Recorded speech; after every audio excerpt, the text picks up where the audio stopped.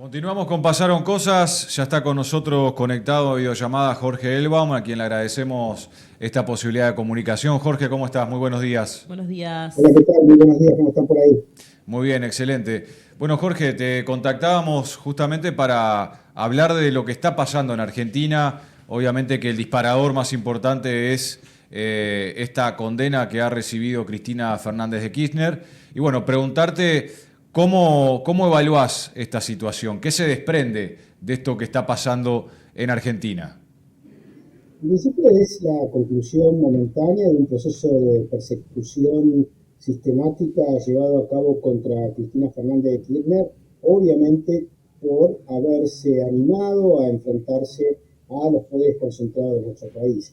A Cristina se la condena por las cosas que hizo contra básicamente la oligarquía vernácula y no de ninguna manera por un delito que además no existió. Si uno mira el expediente con claridad, ve que hay personas que cometieron delitos que se desarrollaron en tiempos en los cuales Cristina fue presidente, pero no hay ninguna vinculación entre esos delitos y lo que se le acusa y por lo cual fue condenada por la Corte Suprema, en el marco de algo medio escandaloso, porque se supone que un pedido de evaluación de un expediente que una persona, en este caso Cristina, que fue 2 veces presidenta, fue vicepresidenta, diputada, senadora y hoy presidente del Partido Justicialista, merece que la Corte Suprema lo analice.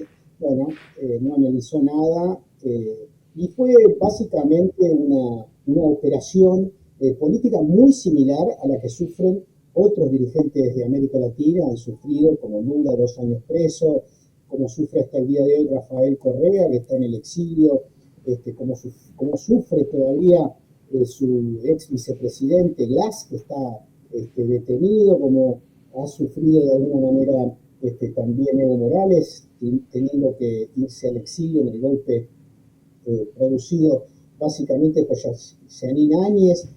Bueno, en realidad como es el proceso de América Latina de todos aquellos que de alguna manera se enfrentan a los poderes dominantes. En los años 70, en el marco del Plan Cóndor, esto implicaba, por ejemplo, un bombardeo a la Casa de Gobierno y el asesinato o el suicidio de un presidente como Salvador Allende. Hoy el mecanismo es mediático judicial y tiene como objetivo básicamente impedir que los gobiernos populares se radicalicen. Entonces, si se portan bien y son gobiernos que en realidad no llevan el amperímetro a cambios profundos y no, sobre todo no cuestionan la repartija de la riqueza y la distribución del ingreso, está todo bien. Ahí no hay persecución. Pero cuando realmente intentan ir un poco más allá, le pasa, insisto, lo que le pasó lo que está pasando a Cristina, lo que se pasó a Lula, y lo que también están sufriendo personas como en su momento Petro, que está siendo golpeado diariamente por los medios y por el Poder Judicial. En algún momento Andrés Manuel López Obrador, cuando fue gobernador de México, que lo echó el mismo, los mismos integrantes de su legislatura antes de volver a presentarse y ser presidente. Bueno, es la historia de todos los procesos políticos en América Latina que se enfrentan a los poderes concentrados. Jorge, ¿qué le dirías a las personas que se preguntan finalmente, incluso arrojando un manto de duda, bueno, pero ¿y Cristina robó? En relación a esa duda que queda, ¿hay algo sólido, pruebas sólidas de que efectivamente Cristina se enriqueció ilícitamente a partir del Estado? ¿Cuánto hay de verdad en los delitos que se le imputan? Es una excelente pregunta y te digo que no robó nunca. No hay ninguna prueba ni evidencia de que haya robado nada. Es escandaloso. La acusación es como similar a lo que hacía Goebbels en los años 20 y 30, que lograron imponer la creencia de que había monstruos que eran judíos, gitanos, comunistas, etc.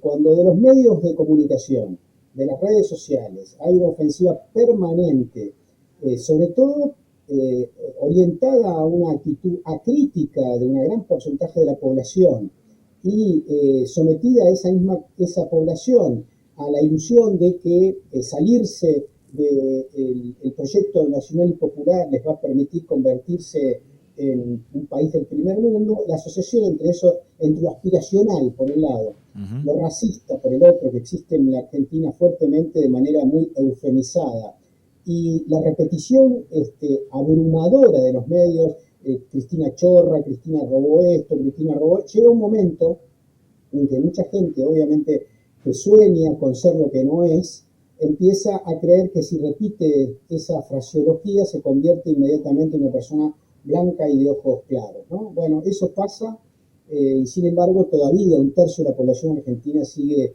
fuertemente apoyando a Cristina Fernández de Kirchner en el marco de un proceso político específico que estamos viviendo en nuestro país, que tiene características vinculadas a la inflación, etcétera. Pero contestando de lleno y claramente a tu pregunta, es falso de toda falsedad de Cristina Fernández de Kirchner haya tocado un peso de la gestión pública. Cristina llega a la gestión pública, incluso en Río Gallegos inicialmente, ya con un patrimonio muy importante familiar, de herencia un poco paterna y también de lo que había hecho Néstor como abogado en el Banco de Santa Cruz.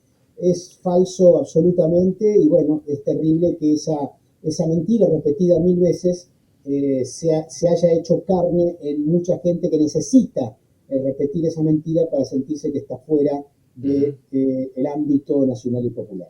Jorge, ¿vos considerás, se cree que hay una intromisión directa de la política en la justicia? Mirá, en el caso de Argentina es impresionante, no sé cómo funciona en Uruguay, pero acá gran parte de lo que se llama la justicia federal y específicamente la Corte Suprema está manejado por la Cámara de Comercio argentino-estadounidense, la AmCham. Fueron sus abogados. Uno de los integrantes de la Corte Suprema fue el abogado responsable de Clarín. De hecho, fue nombrado, de los 3 que existen hoy, 2 fueron nombrados por decreto en el periodo de Macri y generando tanto escándalo que tuvieron que correrse y volverse a nombrar en el Senado. Pero bueno, la realidad es que la justicia en Argentina está inficionada tanto por el Departamento de Estado, la AmCham, y los poderes concentrados, las corporaciones locales, que han visto con mucho temor que la economía tenga el cariz que en Argentina se llama 50-50, que el 50% de la riqueza vaya para los trabajadores y el 50% en todo caso para el capital. Eso se logró en dos momentos en la historia argentina, en la época de Perón, en la década del 50, del siglo pasado, y durante el kirchnerismo, probablemente los mejores años del último siglo, si se quiere, del pueblo argentino, que vivió con mejores situaciones económicas su trayectoria biográfica. Bueno, eso no se lo perdonan y esa es la causa real por la cual se la condena.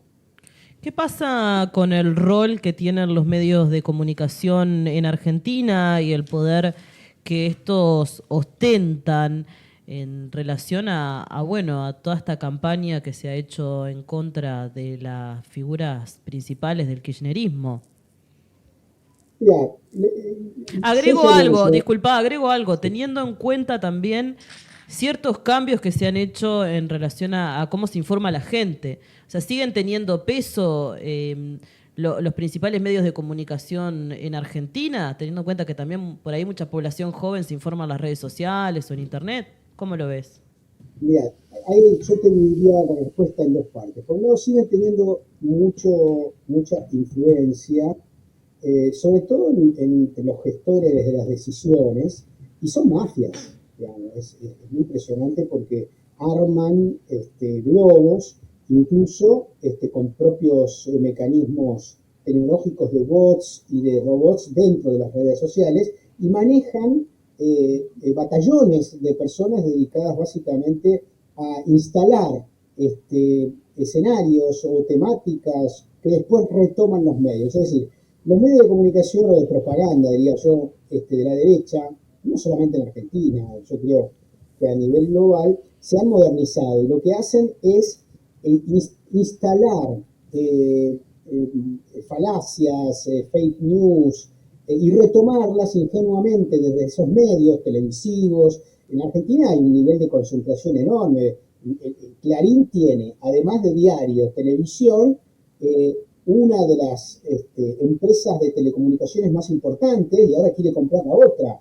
Se quedaría con dos de las tres más importantes de la Argentina. Es decir, es una mafia, digamos, directamente, tiene una lógica mafiosa, y son obviamente los que instalaron los temas de esta causa llamada vialidad, y que utilizan las redes sociales, no están por fuera de las redes sociales, sino que son parte de un entramado que se retroalimenta para instalar falacias y sobre todo lógicas persecutorias, ¿no? En la medida de que no exista un mecanismo de democracia de la palabra y que los flujos de información sigan concentrados por poderes hegemónicos y que la comunicación per se sea un negocio, bueno, la democracia está en peligro, porque obviamente quien logra imponer la palabra, ya sea por gritos o por repetición, tiene capacidad de modelar el imaginario social, sobre todo en sociedades donde no existe conciencia crítica o la conciencia crítica o la pedagogía política está muy limitada. Y ahí tenemos un problema que va más allá de la Argentina, obviamente, pero que se ve con mucha fuerza en América Latina. ¿Cómo está repercutiendo esta situación a la interna, digamos, del peronismo? ¿Vos creés que puede ser un momento de reagrupamiento y, bueno, generar una especie de unidad, de unión para enfrentar lo que está pasando en estos momentos en la Argentina?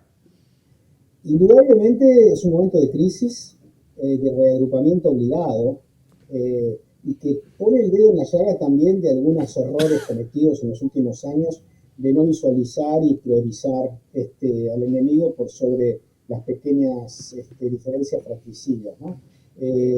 Una cosa es digamos, lo que yo quisiera, incluso como analista, es que esto sirva, más allá de lo doloroso que es que Cristina no pueda ser candidata ahora en las elecciones en la provincia, en las elecciones nacionales, es que haga tomar conciencia al movimiento nacional y popular, al progresismo, a la izquierda, la necesidad de unión contra el fascismo.